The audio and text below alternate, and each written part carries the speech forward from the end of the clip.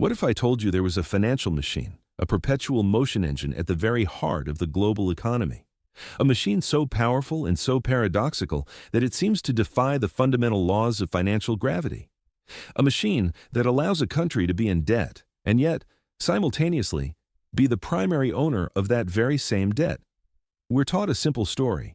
The U.S. government spends more than it earns, so it borrows money by selling bonds to investors, countries, and pension funds. We owe them. But that story is incomplete. It's a comforting fiction that hides a far stranger and more precarious reality. Because the single largest buyer of U.S. government debt is the U.S. government itself. This is not a conspiracy theory. It is official policy. It's a financial magic trick perfected over the last 2 decades, a trick that has redefined the meaning of money, debt, and sovereignty. It has allowed the nation to sidestep immediate crisis, but in doing so, it may have built a trap from which there is no easy escape. This is the story of the greatest IOU in human history, and the incredible, unsettling story of how we learn to write the checks to ourselves. To understand the sheer strangeness of the present, we have to go back to a time when the rules were clear. After World War II, the United States wasn't just an economic powerhouse, it was the global economy. The Bretton Woods Agreement in 1944 made the U.S. dollar the world's reserve currency, directly convertible to gold. This was the gold standard. It was a system of discipline. If America wanted to spend more, it had to either tax more or borrow from the open market.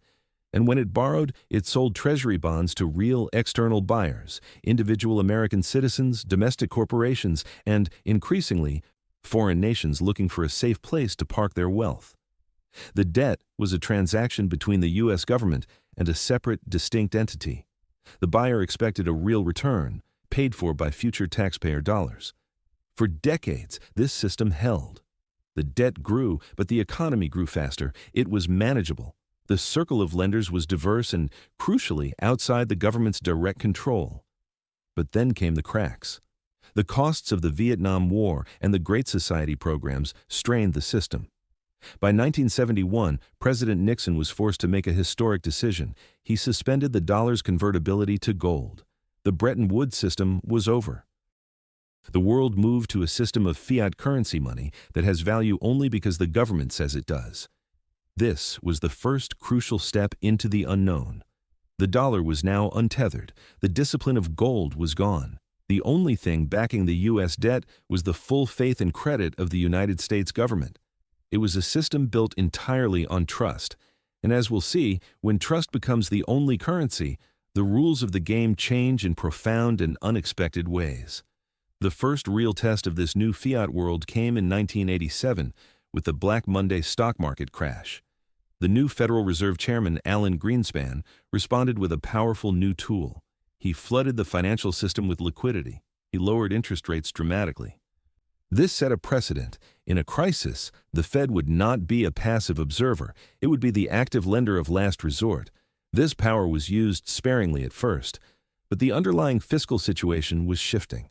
The 1990s saw budget surpluses, but the 2000s began with tax cuts, 2 wars, and a new prescription drug benefit, all largely deficit-funded. The national debt began its steady climb.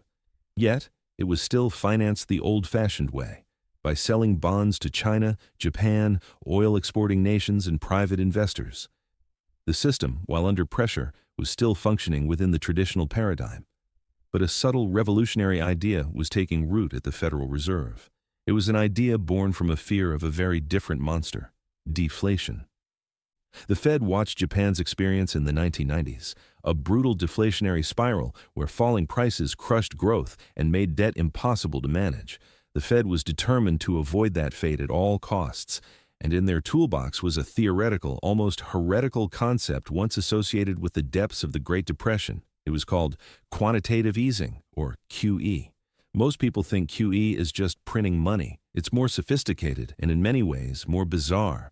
QE is the process by which the Federal Reserve creates new money electronically and uses it to buy assets, primarily long-term government bonds, from the open market. Do you see the paradox beginning to form? The U.S. Treasury needs to borrow money to fund the government. It issues a bond. And then the Federal Reserve, I part of the U.S. government, creates money out of thin air to buy that very same bond. The left hand is borrowing and the right hand is lending. The circle is now complete, but it's a circle that exists entirely within the government's own balance sheet. This was the theoretical doomsday weapon sitting on the shelf. All it needed was a crisis big enough to justify its use. That crisis arrived in September 2008. The global financial system was having a cardiac arrest. Lending froze. The normal private market for U.S. debt suddenly looked shaky. Who had the capital? Who had the appetite for risk? The Federal Reserve, under Ben Bernanke, did not hesitate. In late 2008, it launched QE1. It began buying hundreds of billions of dollars in mortgage-backed securities to save the housing market, and then it started buying U.S. Treasury bonds. A lot of them. This was the Rubicon moment. The Fed was no longer just a regulator of the banking system. It had become a massive dominant player in the market for its own government's debt. It was monetizing the debt on a scale never before seen. The initial goal was emergency resuscitation, and by many measures, it worked. It stabilized the banking system, lowered long-term interest rates, making it cheaper for the government to borrow, and pumped confidence back into the economy. The immediate fire was put out, but a dangerous precedent was set. The bond trick had moved from economic theory to central operating procedure. The government had discovered it could fund itself in a way that was previously unthinkable. The addiction had begun. When the recovery proved sluggish, the Fed did QE2 in 2010. Then, as the European debt crisis flared, it did Operation Twist. Then QE3 in 2012.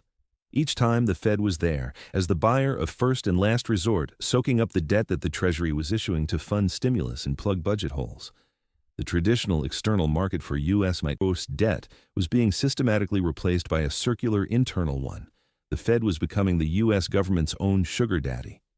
The system, though strained, held through the 2010s. The Fed even tried to normalize its balance sheet, slowly selling off some of its bonds. But it was like trying to wean an addict off a powerful drug. The underlying patient, the federal budget, was now structurally dependent on low rates and a compliant buyer. Then, in March 2020, the pandemic hit. The economic shutdown was like turning off the lights to the global economy. The U.S. government responded with a multi-trillion-dollar rescue package, the CARES Act. The Treasury would need to borrow this money, and fast. And that's when the plumbing broke. There's an obscure but vital part of the financial system called the repo market. It's where banks lend each other cash overnight, using U.S. Treasury bonds as collateral. It's the grease that makes the entire financial engine run smoothly. In mid-September 2019, this market had a heart attack, a sudden severe seizure that the Fed had to urgently calm. But in March 2020, it had a full-blown systemic failure. A tidal wave of Treasury bonds was hitting the market as everyone sold assets for cash, but there were no buyers. The very thing that was supposed to be the safest, most liquid asset in the world, the U.S. Treasury bond, was becoming untradeable.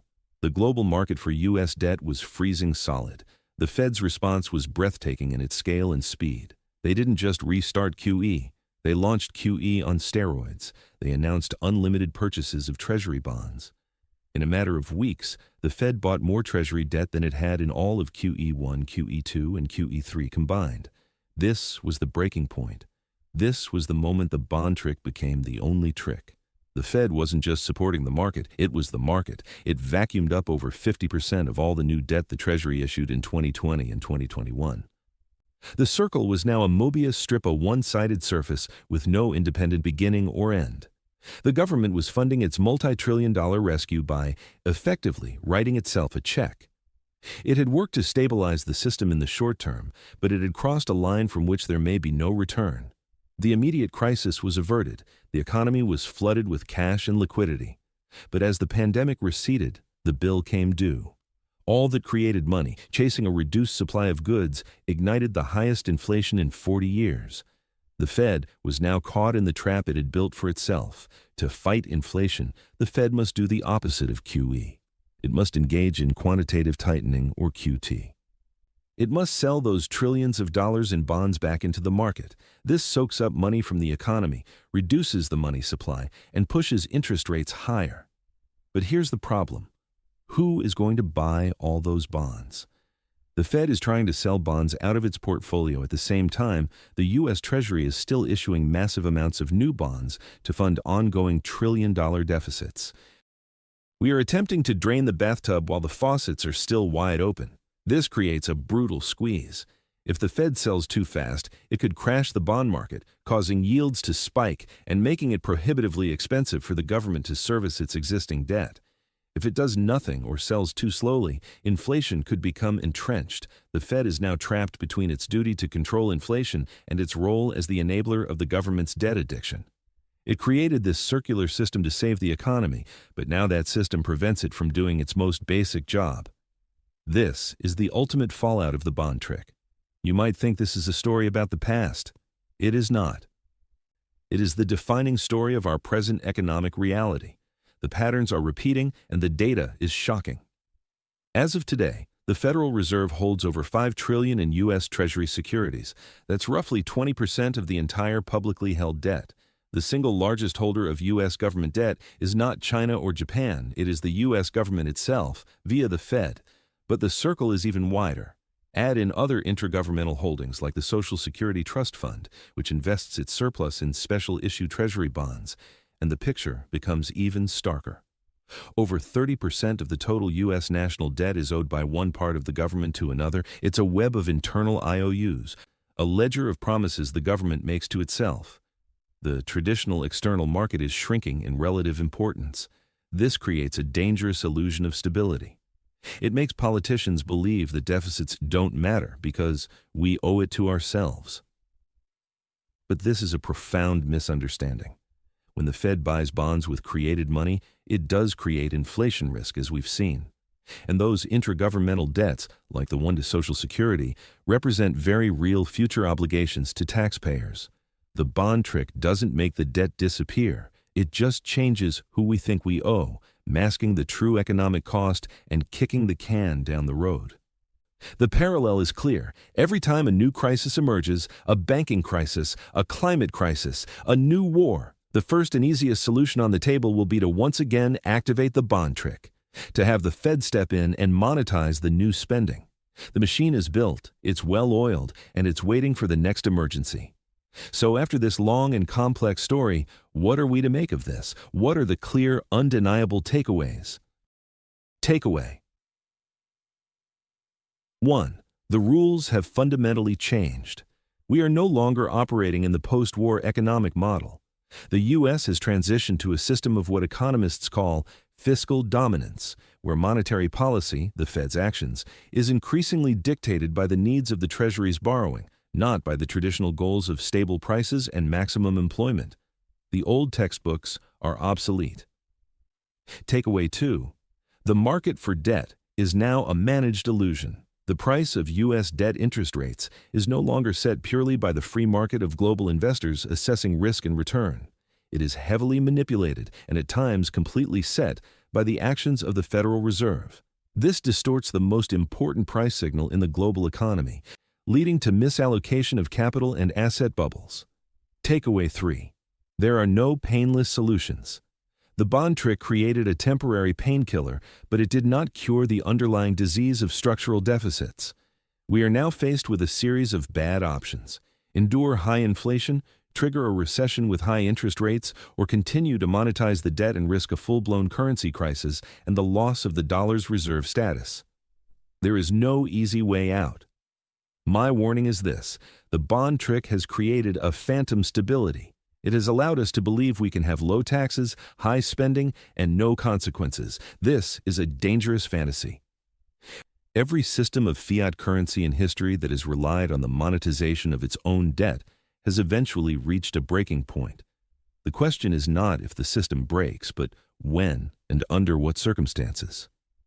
The open-ended thought I will leave you with is this: what happens when the next big crisis hits and the world looks at the U.S. and sees not a pillar of stability, but a country engaged in a complex financial Ponzi scheme with itself? What happens when the trust, the only real backing for the entire system, finally begins to erode? The story of the bond trick is not over. It is being written every day in the meeting rooms of the Fed and the halls of Congress. The economic decisions made in the coming years will define the next decade. If you want to stay informed, to understand the forces that are truly shaping your financial future, then you need to understand this. Subscribe to this channel and hit the bell notification because we break down these complex topics into clear cause and effect stories. This is a conversation we all need to be having. What do you think is the way out of this trap? Leave your thoughts in the comments below. I read everyone. And if you want to go deeper, I've put links in the description to the Fed's balance sheet data, the Treasury's debt reports, and several books that explore this topic in devastating detail. The greatest magic trick in financial history is happening right before our eyes. It's time we all learned how it's done.